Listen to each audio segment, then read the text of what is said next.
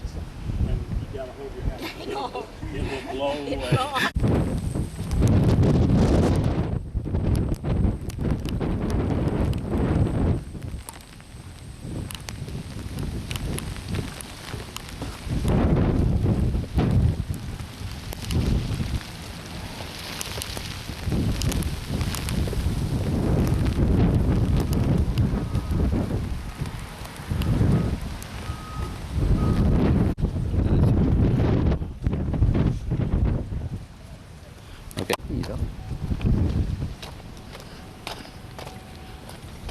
Còn con trạm nữa đâu có gì đâu.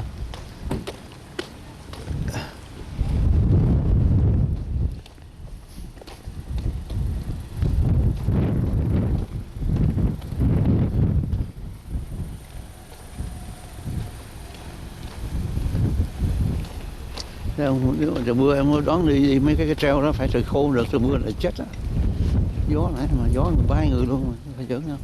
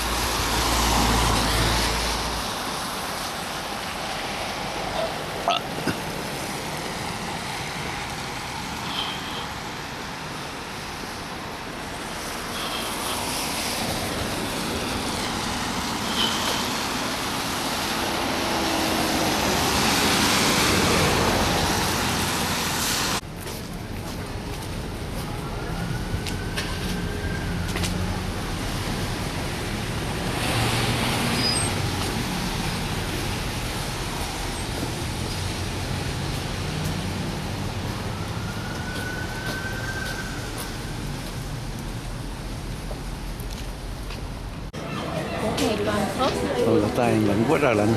Tay em lúc nào lạnh. Tìm chú Tiểu mà không chú Tiểu à? Camera này. Hả? Này ngộ hả?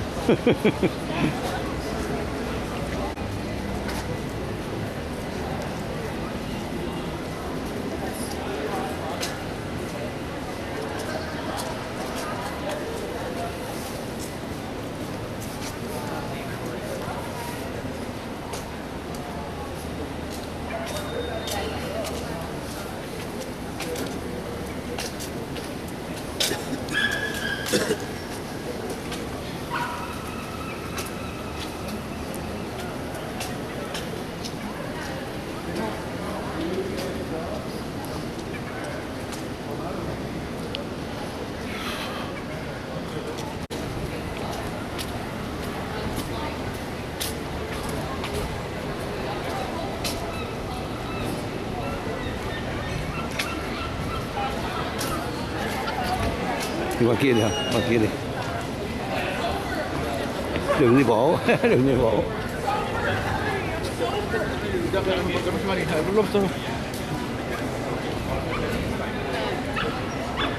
They keep talking to people more and more about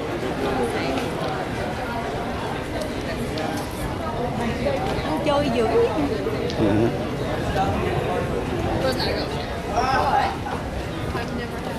A game that traveled the world picking up aspects of every culture it interacted with, and it has been evolving ever since. So, first, here are the basics of the game, for those of you who do not know how to play. Now, chess is played on an 8x8 board with alternating colored grids. There are 2 players. Now, each side has 16 pieces. Each piece moves across the board in a different way.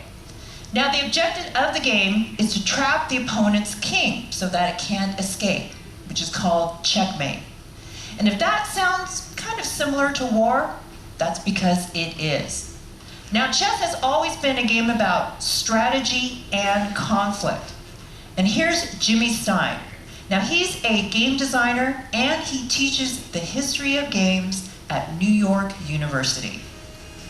Chess, as far as we know, originated in around the 7th century in around the subcontinent of India, and was played often by the rulers there to kind of figure out how to think strategically, think more broadly, not just about what kind of weapons should we use, but where should we place our units. Being able to plan a few moves ahead can really be a pretty deciding factor in these kinds of games.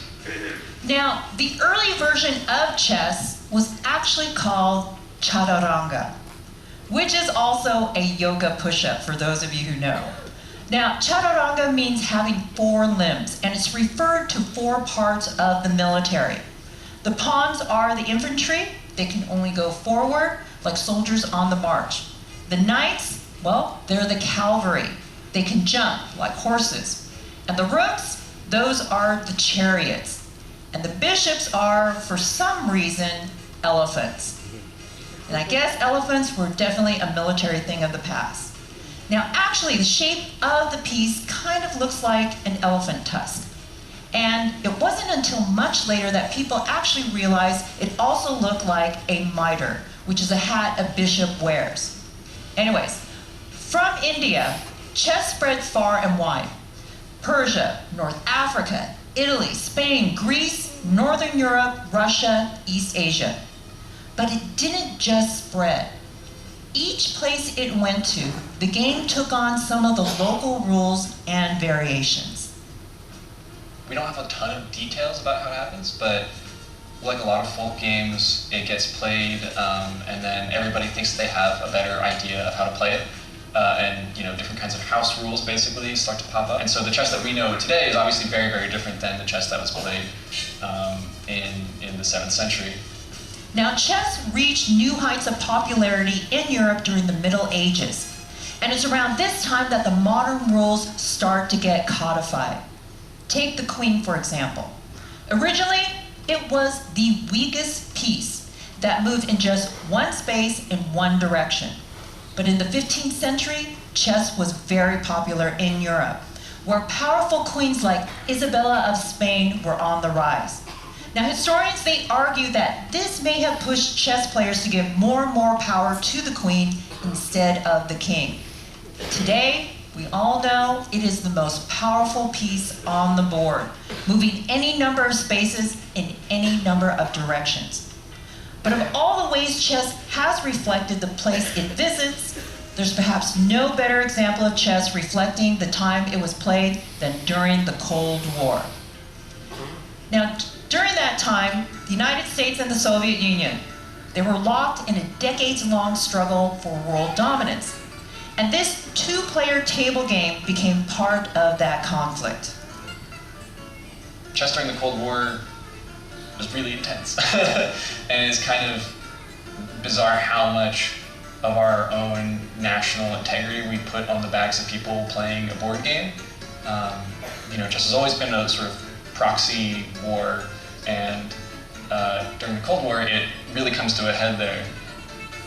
Now, at the height of the Cold War, the Soviet Union, they dominated the game. They had won the World Chess Championship for 24 years straight.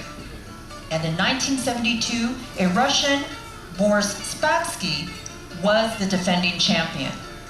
And eventually, he was challenged by Bobby Fischer, a 29-year-old American chess prodigy. Now, they played and played and played and played for 20 games. And then in the 21st game, Bobby Fischer defeated Boris, and badly. So badly that Boris actually immediately resigned. Now, Bobby Fischer, he became the first American born in the US to win a championship and ended the Soviet winning streak. The victory, well, it was a touchstone to Americans, and it provided some sense of relief in a very uncertain time. The Olympics, the miracle on ice, all these sort of means of having a point of actual head-to-head conflict with the discrete winner and loser are kind of things that I think maybe we were craving at that point in time, to have like an answer like who's winning. And whoever wins this chess match is winning. And even though that has nothing to do with the rest of the Cold War, like what's actually going on. So it's really amazing how a board game can represent so many things to so many people.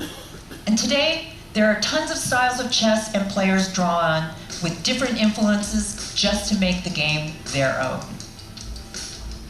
Chess has evolved over time as a really popular game and eventually became the game that we know it is today, but it never really stopped evolving either. There's always going to be some new version of chess because it's one of these sort of timeless games that everybody knows about. It's in the back of everybody's board game closet, and so everyone is kind of thinking about it in some ways. Now, there are many different versions of the game and variations. There's speed chess, where players have a set amount of time to make a move. You see these really spectacular displays of almost athleticism and mental dexterity, where the players are moving pieces incredibly fast and they're hitting this timer, and pieces are getting knocked over, but it doesn't really matter because they all know what the board state was anyway and what it's going to be in 3 moves regardless. So that kind of thing is just absolutely incredible to watch. And there's obviously innumerable permutations of digital chess. There's like super chess. There's all kinds of different mobile applications for it. Obviously, there's the Windows chess. That's probably what most people play. So there's another thing about chess that we actually haven't talked about yet. And it's a lot simpler than the strategy behind the game and what we can act out on the chessboard. It's what we actually hold in our hands when we play. A lot of it also comes down to the pieces and the little bits that come with the game.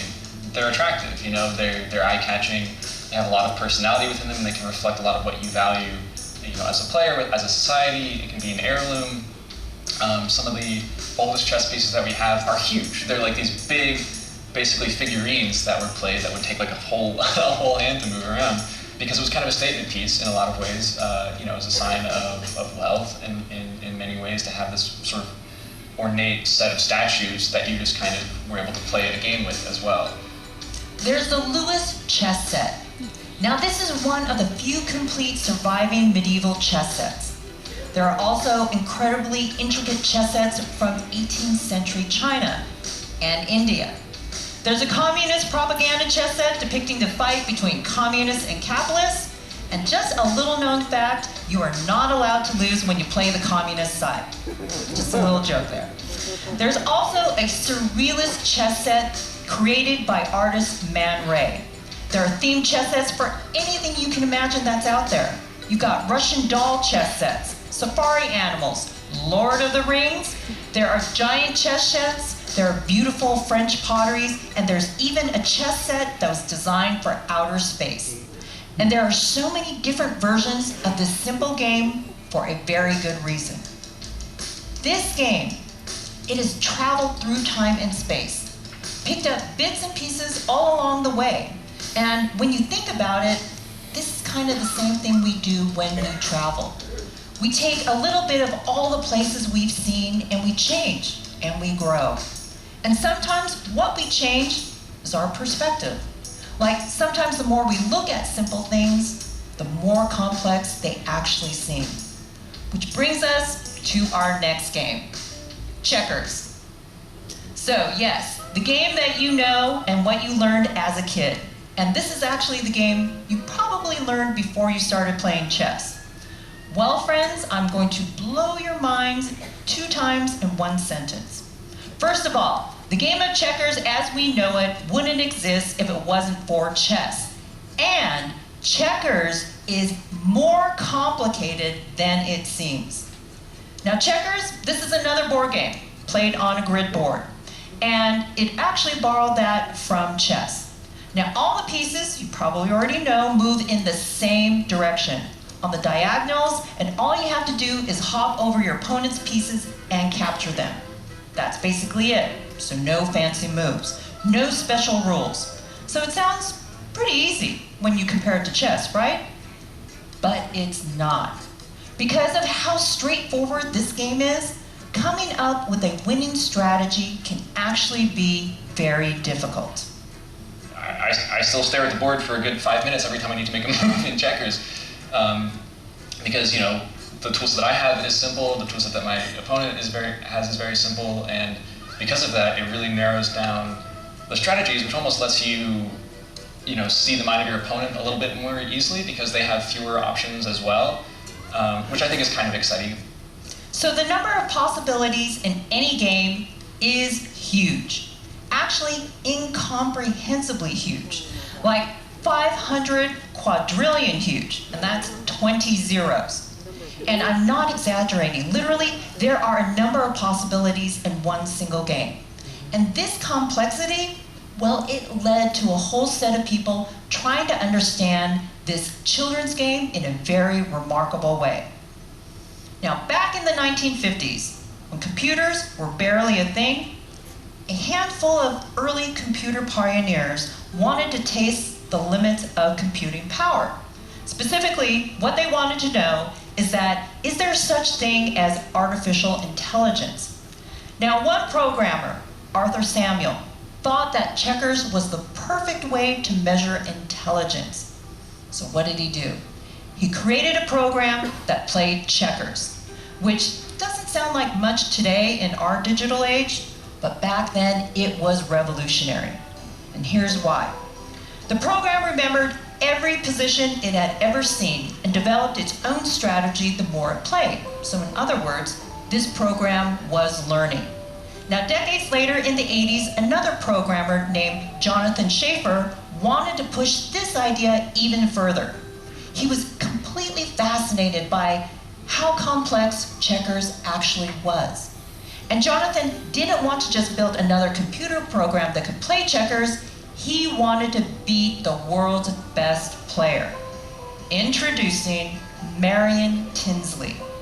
Now, Marion Tinsley has been described as what Leonardo da Vinci was to science, what Michelangelo was to art, and what Beethoven was to music. Basically, he was an absolute genius at this game. Now, Jonathan, he wanted to take him down. So Jonathan spent years building his program, making it a worthy opponent. Just when it was ready to play, just when they were ready to set off, Tinsley fell sick, and he had to withdraw from the game. So Jonathan never got the chance to take on his opponent. But instead of giving up, he actually decided that if he couldn't beat the greatest player of the game, he was going to beat the game itself. Now, it took him 20 years, but eventually he did it. He perfected his game so that even if a human player made 0 mistakes, they could never win, only tie with a computer. And if you think about it, this wasn't a big deal. So, get this. He said that trying to solve the game of checkers was like draining the Pacific Ocean and filling it back up 1 cup at a time. That is how many possibilities there are in any given game. So yes, checkers is an incredible reminder that if we're willing to look at things often enough, they are much more complex than they seem. So our next story, well, we're going to take it to another game that also has ancient roots. Because if chess and checkers was about how people have changed a single game over time, this story is about how a single game has impacted 2 very different groups of people with 2 very different backgrounds. So, let us go. This is the Lower East Side of Manhattan. It's the literal vision of New York City's melting pot because you've got wave after wave of immigrant communities settling here. You walk down any given street, you can see an Italian grocery store, Puerto Rican bakeries, dim sum restaurants, Jewish delis. Each community has their place, their language, their customs, their history. They came from far, far away and settled here in New York City to make a new life. But if you go beyond the exterior, if you just step inside one of these homes, you'll find something that might be a little surprising. For example, in one apartment, you'll find a Chinese American family. In another, a Jewish American family. Now both are gathered around a table, both are laughing, chatting, munching on snacks, and both are playing a version of the same exact game, Mahjong. Now a Chinese game that has traveled from far, far away, that's widely popular in China, Japan, Korea, the Philippines, and Asian communities all around the world. And it's also popular in Jewish communities in Australia, England, America, and beyond. Certainly, it would not be surprising for me to see and know people in Chinese community gather in their offices to play Mahjong. Now that's Michael Liu. He's an educator from Taiwan living in New York City. When I moved to New York, what was surprising to me is that people who gather in Bryant Park, they would play Mahjong alongside chess, poker, or the other games. Now Michael is one of two voices that you're going to hear tell the story of how Mahjong came to be played, not only in Asia and in Asian communities in New York, but also by Jewish Americans in places like Bryant Park. The other voice we're going to hear from is Terry Wolfish Cole. Now she's a Jewish American writer and a storyteller from Buffalo, New York. And she has been playing this game for as long as she can remember. Mahjong was always in the air. There was always a set around. I remember playing with my cousins under my grandmother's dining room table, not knowing how to play with the tiles, but building little sofas and chairs and putting little Dawn dolls on them. The first sounds of the Mahjong game would be the doorbell and the ladies coming and talking to each other. It's a lot of noise. When they sit down to play, the talking stops and you would hear them playing and you would hear the discards, one bam, two crack, soap, whatever it is. And then somebody would say Mahjong, and then comes the noise as everybody tosses in their hands and starts mixing the tiles up and it all starts again. So first up, the basics. Now Mahjong is a tile game. And like cards, the tiles, they have suits.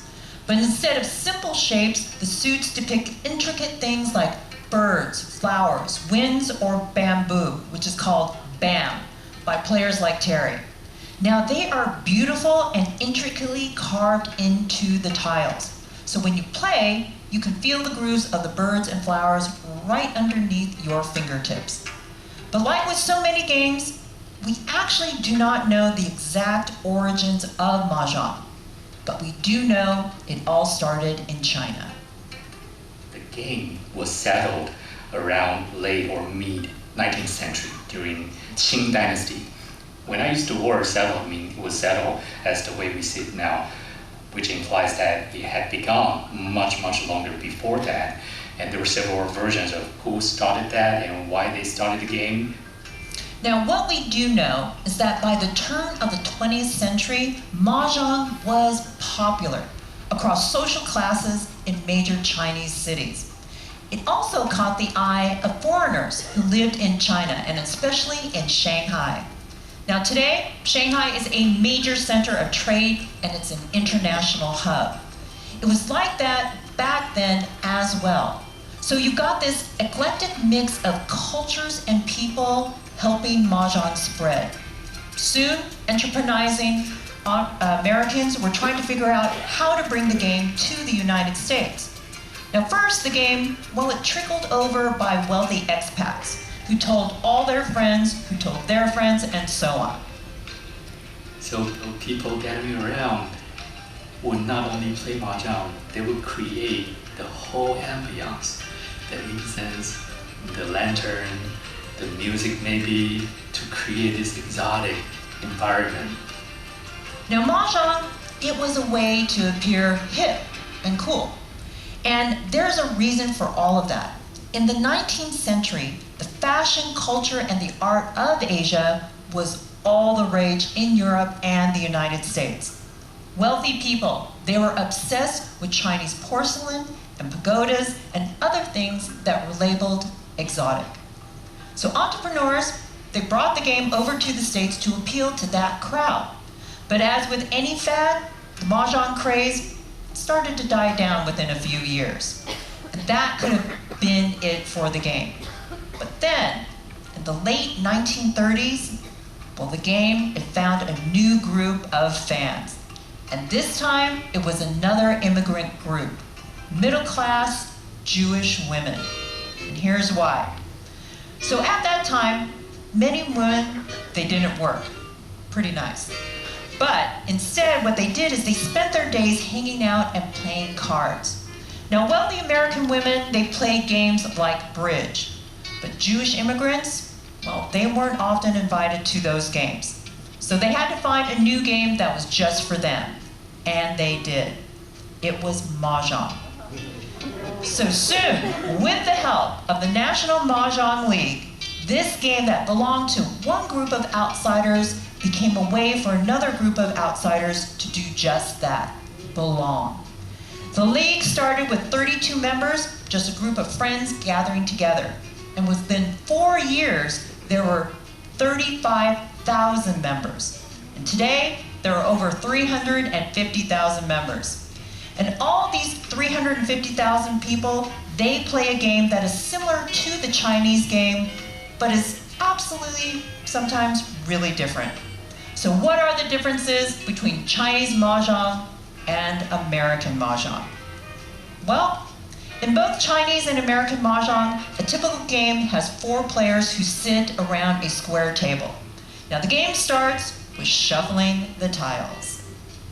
People say, let's go swimming on the table, right? That's when people say, let's go play mahjong, because that's how you shuffle with your 2 arms on the table.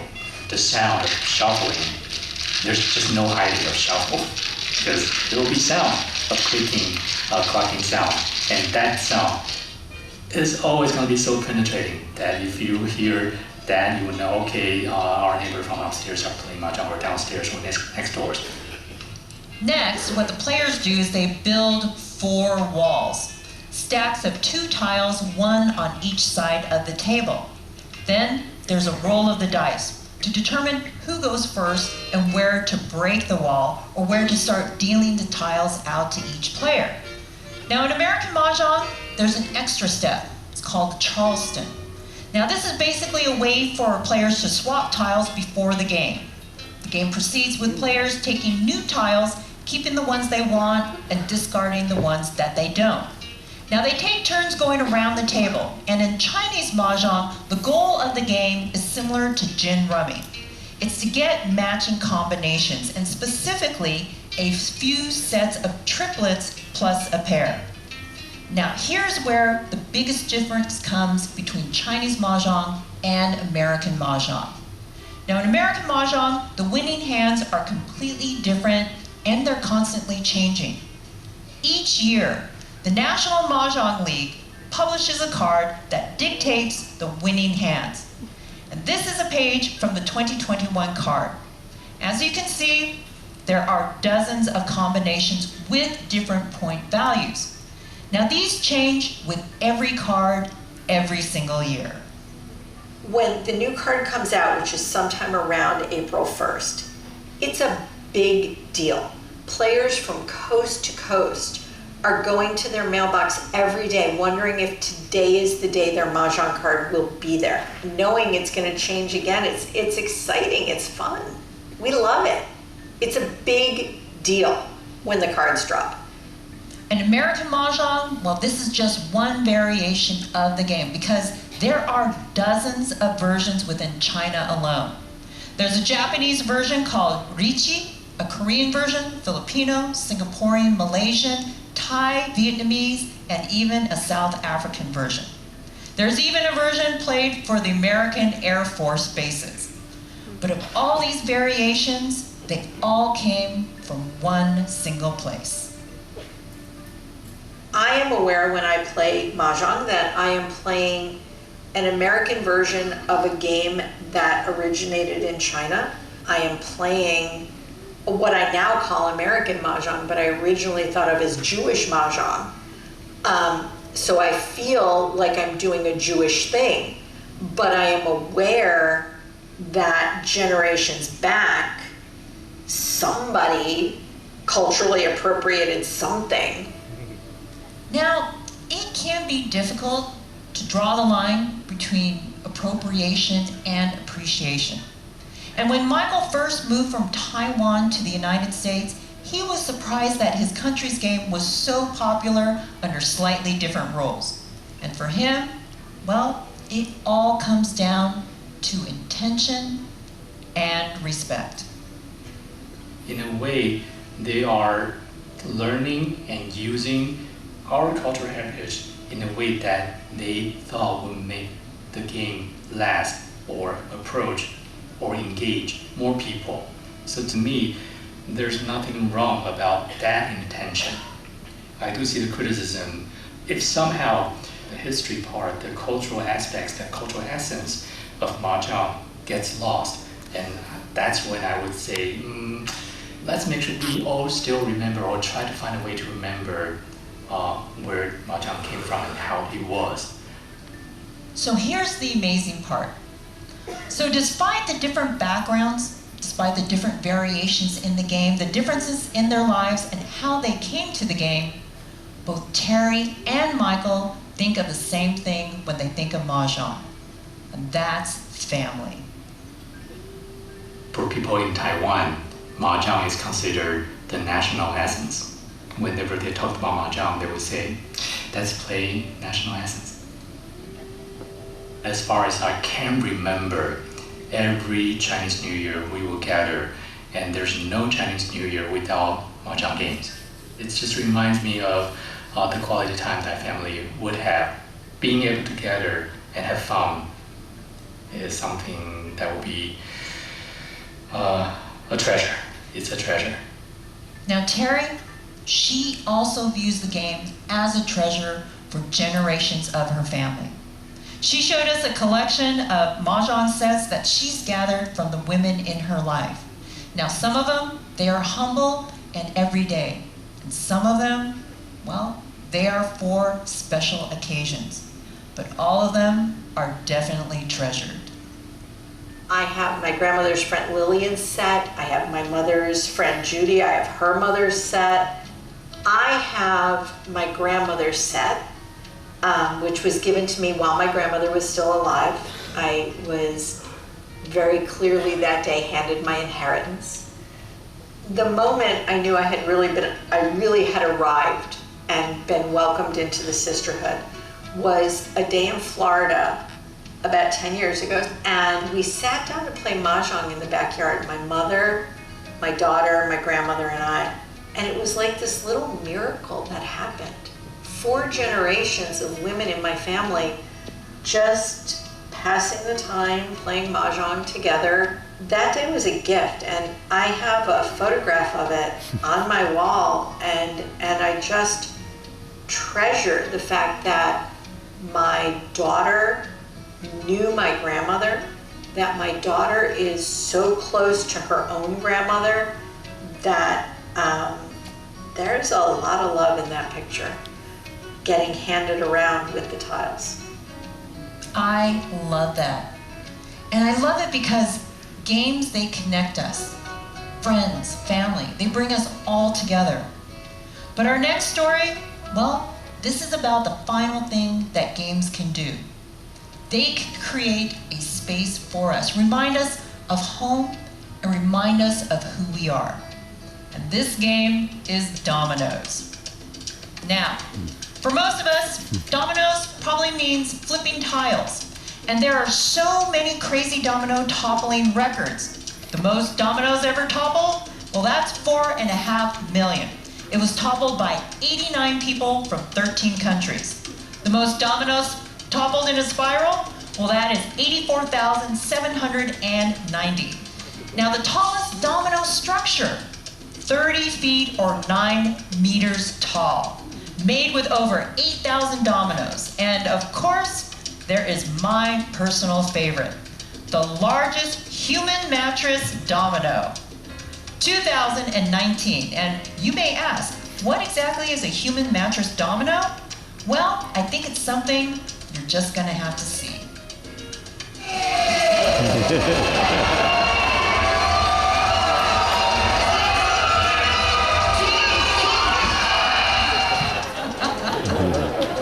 Looks like fun, doesn't it? But as fun as a great domino topple might be, well, that is just the tip of the iceberg. Because when it comes to what dominoes means to communities around the world, it's inspiring. A lot of people in the States don't know how to play it because we think of dominoes as the things that got knocked over into one another. It was a very long time before I ever realized that dominoes were like an actual game that people played against one another. Yes. So, dominoes is a 2 to 4 player game. Now, each side is dealt a set of dominoes, and the object is to discard your dominoes before the opponent. Now, the dots on the tiles, they're called pips. And players discard tiles by matching pips with what's on the table. And while all of that may sound very simple, there's actually a lot of strategy behind it. Now, players can guess what opponents have based on what's on the table and cast tiles in a way that blocks others. And today, it is a very popular game in the Caribbean. People play outside in parks or anywhere they can set up a table. Each island actually has its own variation of the rules and its own style of play. And trust me, it can get very cutthroat. The game is played at such a high level that there's actually been talk of making it an Olympic sport. And another thing, this game is loud, and I mean really loud. So first off, in the Caribbean, it's usually played outside on a folding table made out of some kind of metal or formica. And traditionally, when you get rid of your last domino, you just slam it down, say last domino, and shout, domino. And what's amazing is that this gathering game, well, it has actually spread communities all around the world, connecting them to their homes. In fact, this is Nassau, New Hampshire, a city of 88,000 people about 2,000 miles away from the Caribbean. It has around 10,000 residents of Latino or Hispanic descent, and they have dominoes tournaments. Now, in an article about this tournament, a man said, anywhere there's a corner or a bar, there are people playing dominoes. It reminds me of my country, and I miss it dearly. In places like New York City, Miami, and Houston, you can find men and women sitting outside and playing their national version of the game, slamming down tiles, laughing and chatting, and just connecting to home that may feel or look like miles and miles away from the table. It's a great thing, and it's a simple game. It helps friends and family gather in one place, and it helps them all connect to each other. So we've traveled the world with chess. We've examined what happens when you give something a second look, like checkers. And we've also seen how games come down to family and gathering with mahjong and dominoes. Well, on ships, after we've seen a few places and explored, we tend to gather up together around a table and tell stories. And it's in this spirit that I'm going to introduce you to a 50-card pickup, Holland America Line style.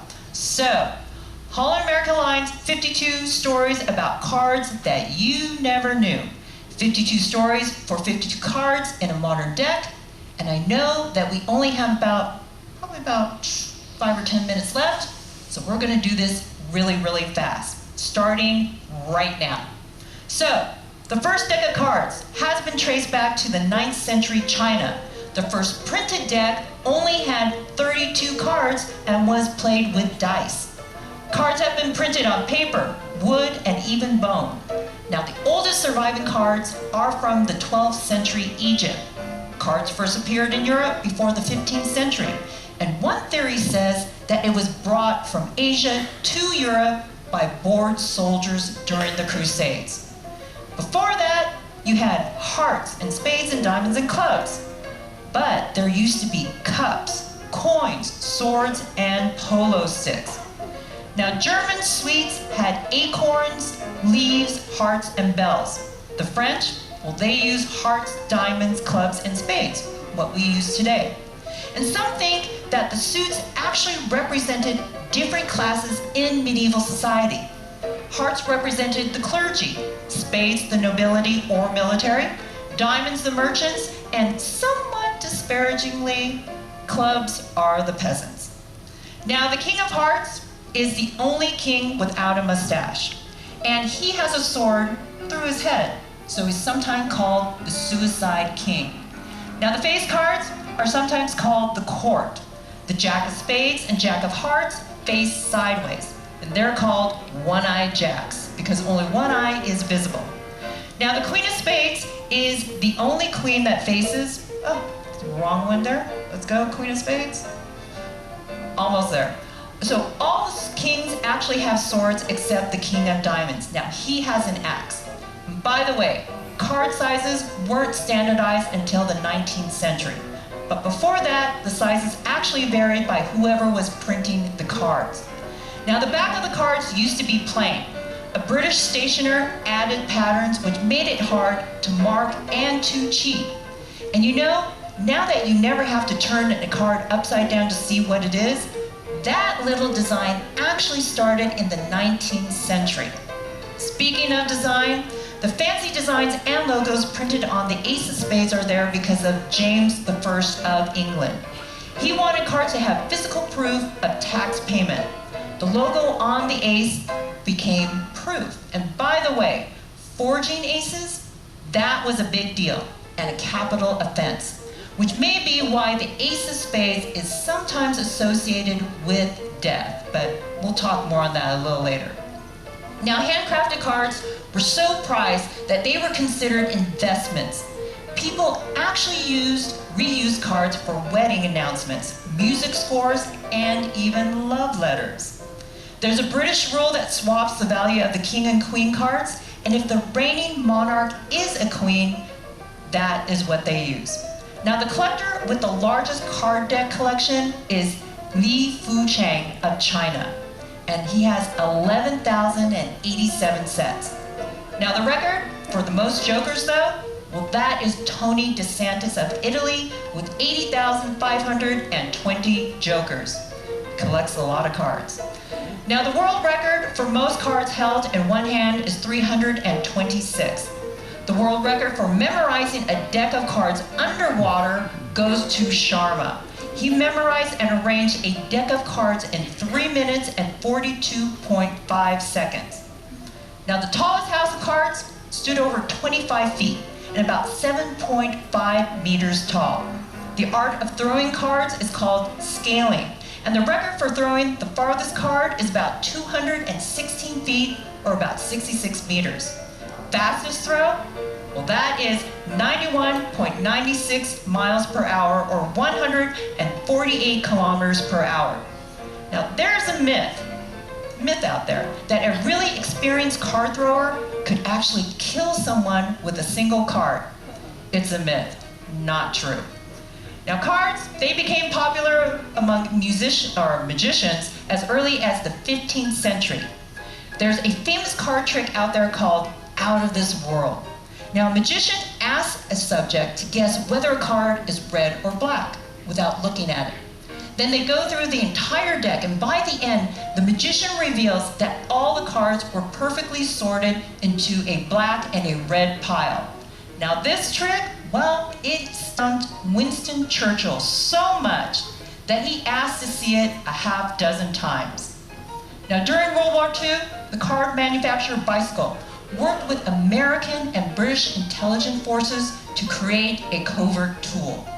Playing cards that looked like ordinary cards, but actually had maps hidden inside. So they were sent to soldiers held in German prisoner of war camps, and when the cards were wet, they actually peeled apart to reveal a map hidden inside. So that helped soldiers to find their way to freedom.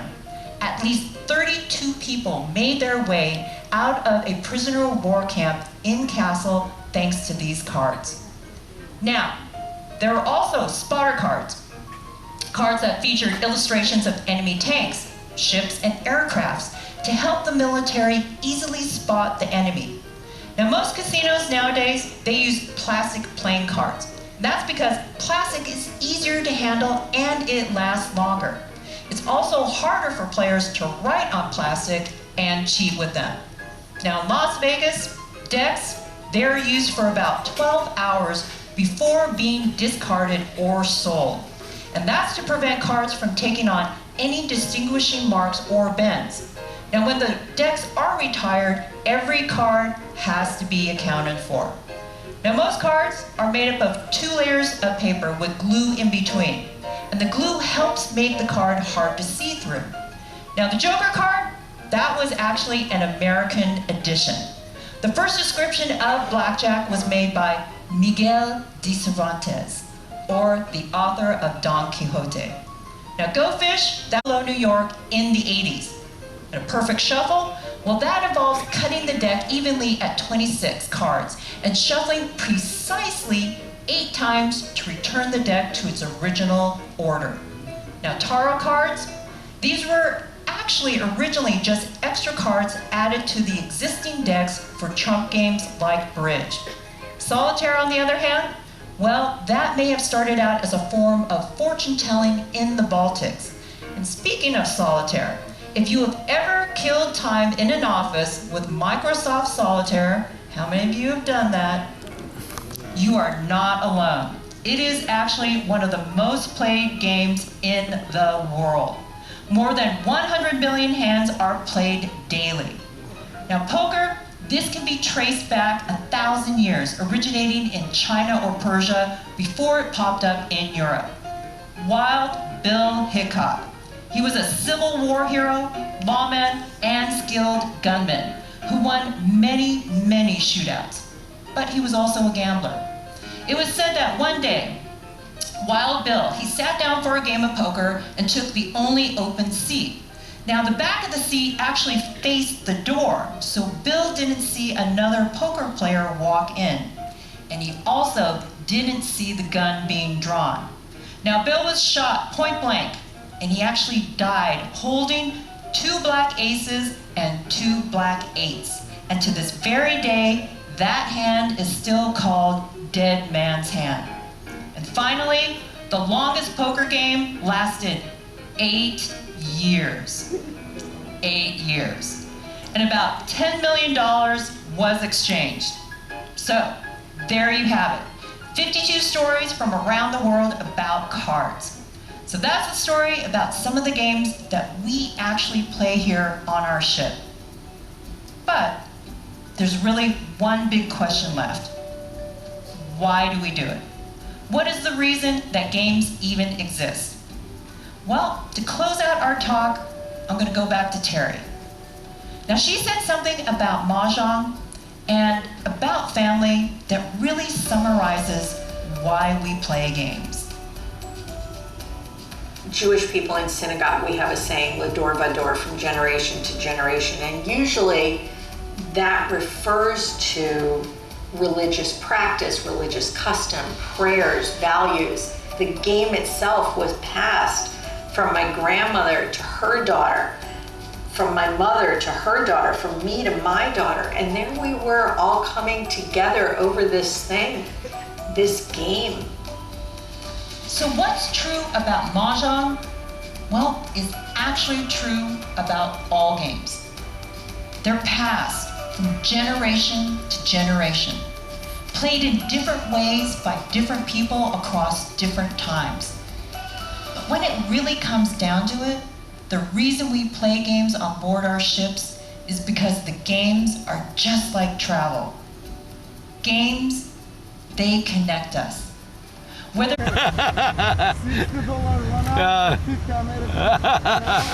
Okay. We will do it. Yeah. Es que este señor es de Uzbekistán. Ah. Pero yo te había dicho Uzbekistán o ¿qué es lo que te había dicho yo? ¿Eh? ¿Uzbekistán te dije yo? ¿Qué? ¿Qué? ¿Uzbekistán te dije yo? No, ¿Lo que había te lo visto dije esa yo, señora? hombre. Te dije yo eso, ¿no? Pero era de Uzbekistán, es que no me acuerdo. Si era de eso o de otro.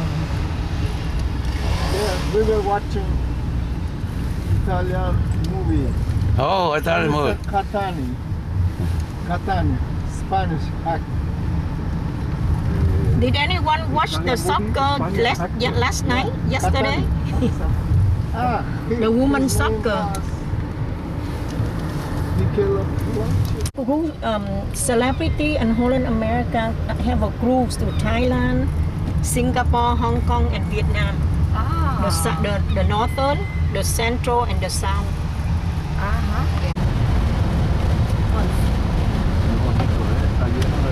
Lleno de trees.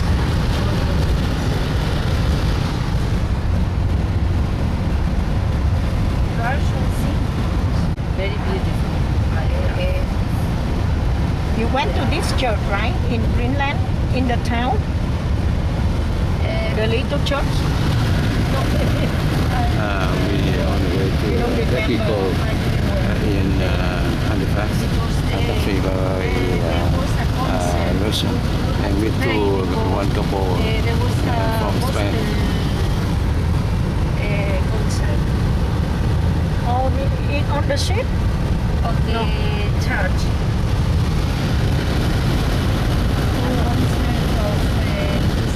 Gospel music.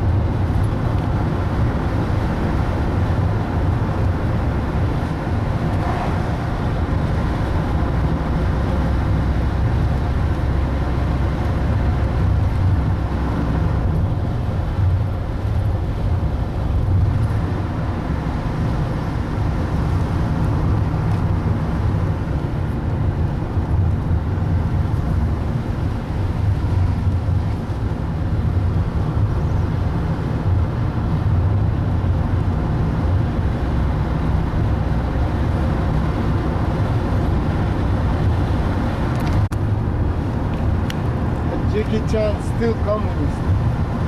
Huh? Jackie Chan actor. Huh? Jackie Chan.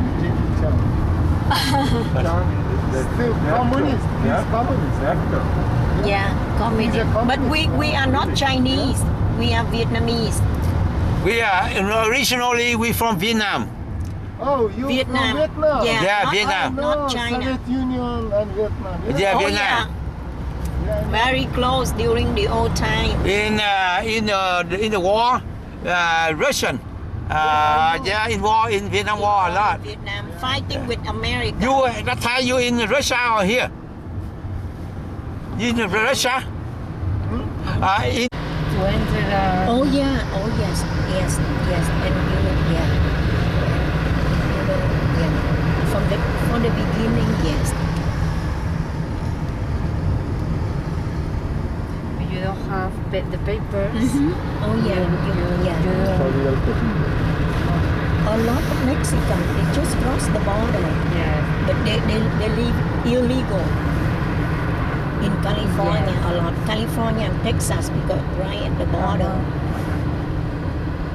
And lately, because since Biden is a president, he opened up, so a lot of people from like Honduras, Nicaragua, from all the South America, they all came to. Oh, look nice over there. They all Nice. want to come to. Para Señor, pescar la langosta. lobster here? Yes. Oh, Did you eat lobster in in US?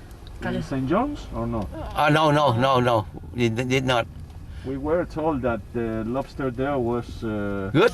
The best. fantastic. Oh yeah. Yeah. In California, we eat a lot of If lobster. you go to Boston in October, that's the season. The Maine lobster is also good. Yeah. Also very good. Oh, really? And air. Yeah, Maine lobster because the water so cold. From Maine, the state of Maine, a Yeah. lobster. Lobster. Maine really? lobster Yeah, is Yeah. lobster. So we ship from Maine to California. We eat in California. Yeah, good, very good lobster. Over But here. you are by plane from Boston to California. Yeah, we will go by Oh, plane. Yeah, by plane. 6 hours. Yeah, it's far. 6 hours. Over here. 5,000 kilometers. More or less, so Yeah, 4,000 and a half. Harbor mist. Oh, very nice. And what is the price from Boston to California? Round trip, normally without COVID before around 400, but now about 600, 700 because everywhere, everywhere. In all the world. Yeah, inflation. The gasoline is up. Yeah. That's why.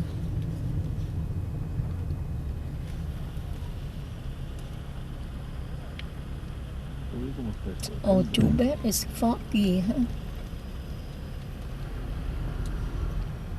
So many tour buses. Oh my goodness. The lighthouse is right there. Nice. Is that the way to the cove or what? Yeah, Yeah, the whole entire place is packed with gold. down there. It's just giống như là Cape Cod. Nice, huh? Not Yes. too hot. No. It's quite. Qué pena, niebla. It's a foggy day. Yeah. Yeah, foggy race. Too bad. You cannot see far away. Oh, yeah, chúng nó chụp bên đây nè. It's 1967. It's recently. Cái cô này. You know, I think I will park yourself first time on the left. Oh, The left. parking. Okay, park there. Yeah. And we will see there. Yeah. You just walk. And see there. Yeah. See you there maybe. Okay, I okay. will give you my phone number too. Okay, no problem. No Okay, problem. That's over there. The first parking on the left. But at what time? Just you go where, go now there. is 11. Oh, Go up, drop your people off, and then come back out. Okay. Yeah. You can go out. Pero nosotros no podemos llamar. all right. So we go together. We go together. We get lost together. Get lost together.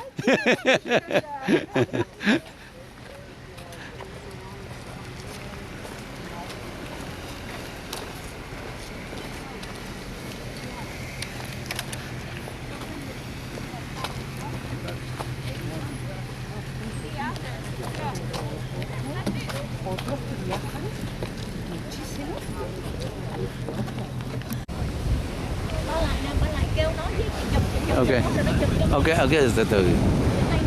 Có dấu từ từ.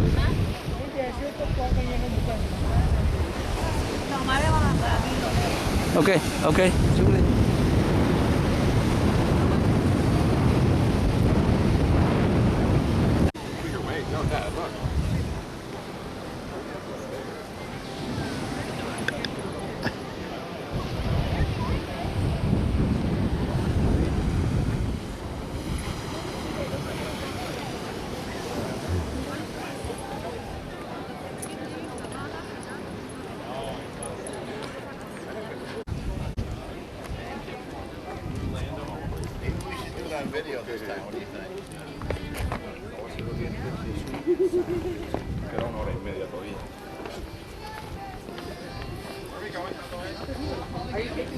Xuống này, xuống này. Xuống này, xuống này.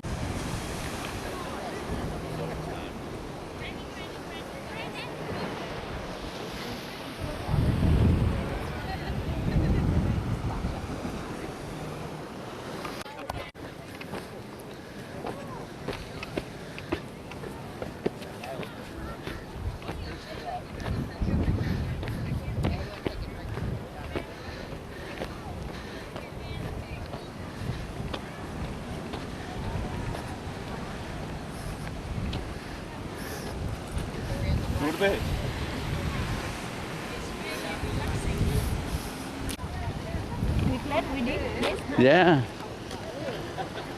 Coi chừng. Việt nói là đi lần trước đi cô bằng chuyện. No. No.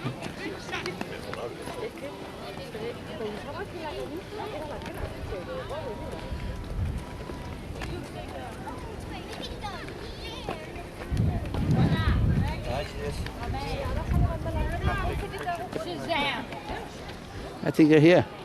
You can go here. It's risky. Be careful now. Go sideways. Go sideways like this. Go sideways like this. Risky business. Lo malo es que tengo las suelas totalmente desgastadas.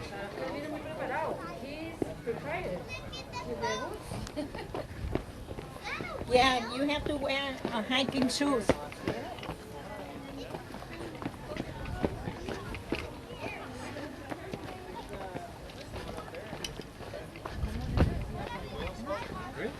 Parking lot ở ngoài này mà bán đến cái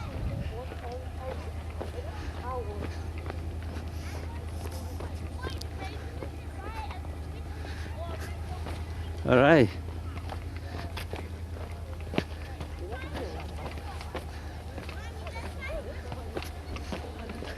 Thấy cái lạ.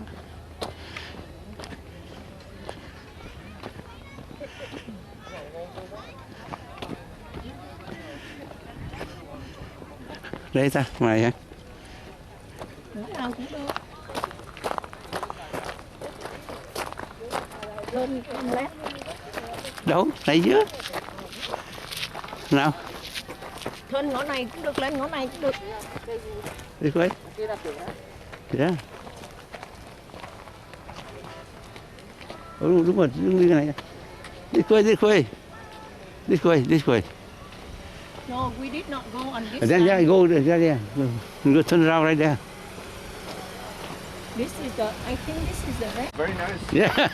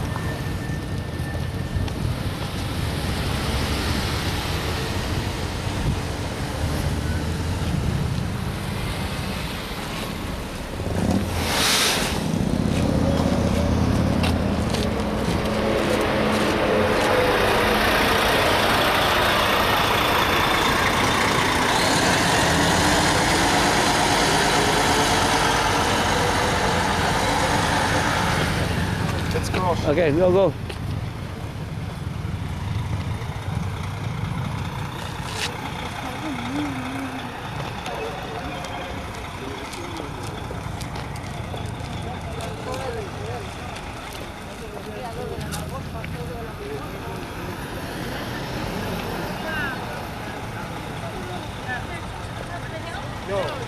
Down at the bottom by the boat.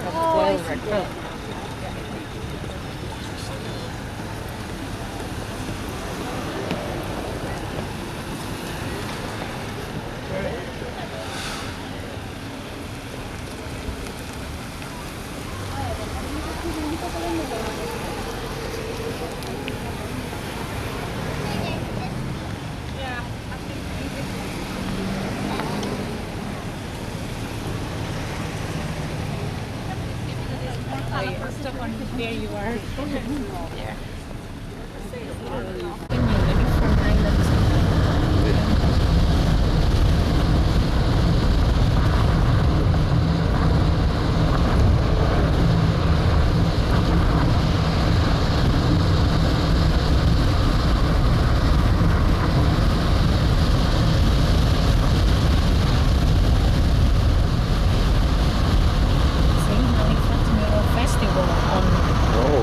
Nguyên Khu. Nguyên Khu. 11 giờ tới 3 giờ trên cái con đường Nguyên Khu. Oh yeah. Yeah. Okay.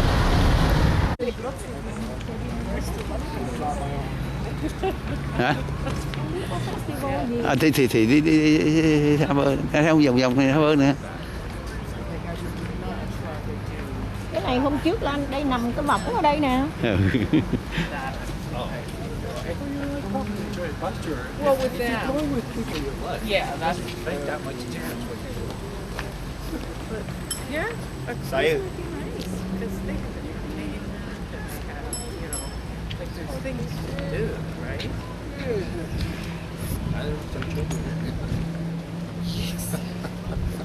They couldn't call us or anything. Just I like it. Yeah.